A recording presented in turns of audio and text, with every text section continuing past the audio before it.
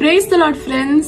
இந்த புதிய வருஷத்துல ஏசப்பா 1 month கிராஸ் பண்ண செஞ்சிருக்காங்க. இந்த புதிய மாசத்தையும் காண செஞ்சிருக்காங்க. Let his name alone be glorified. இந்த உலகத்துல இருக்கிற ஒவ்வொரு காரியத்தையும் படைத்த தேவனை நம்ம அப்பான்னு கூப்பிடுறோம்.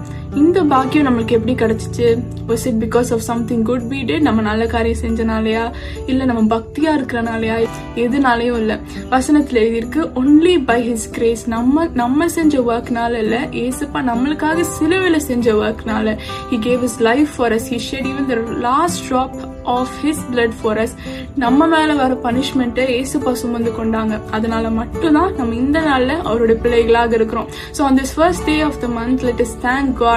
எவ்வளவு ஒரு பெரிய பாக்கியம் நம்மளுக்கு ஏசப்பா தந்திருக்காங்க to be called his children. நம்ம கொஞ்ச நாளா ஏப்ரஹாம் பத்தி பார்த்துட்டு வரோம்.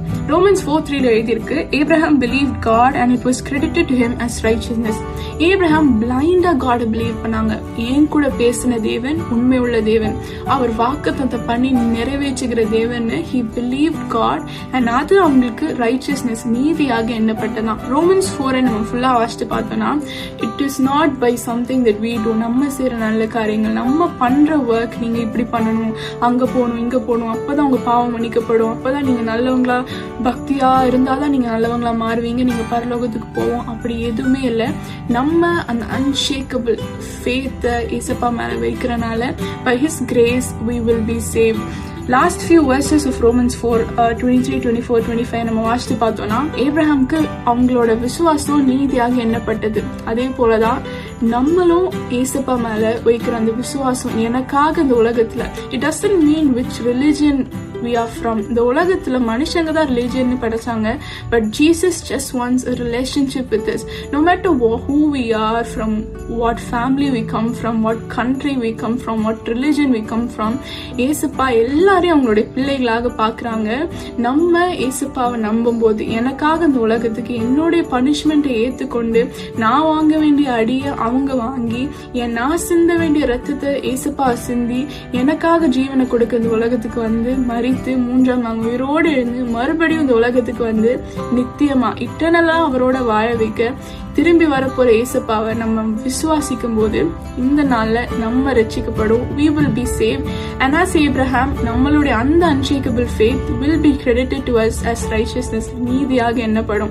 இந்த வரப்போற மாசம் ஒருவேளை நம்ம எப்படி இருக்குமோ அப்படின்னு நம்ம நினைச்சு கொண்டு இருக்கலாம்.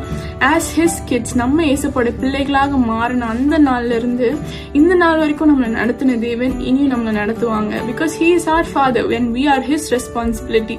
ஏசப்பா எல்லாவற்றையும் பார்த்து கொள்வாங்க. இந்த நாள்ல நம்ம நன்றி சொல்ல போறோம்.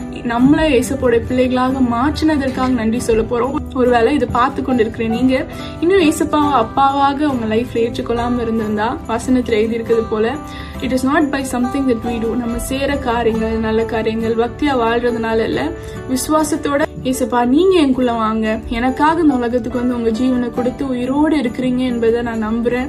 you are my king, you are my lord என்று நம்ம அறிக்கையிடும் போது he will come into our life and what a joyful life we will live on this earth. so நம்மளுடைய தகப்பன் ஏப்ரஹாம் எப்படி நடத்தினாங்களோ அதே போல நம்மளையும் அழகா நடத்துவாங்க. so by his grace and when we put our faith in him, we will be saved. have a blessed month. God bless you.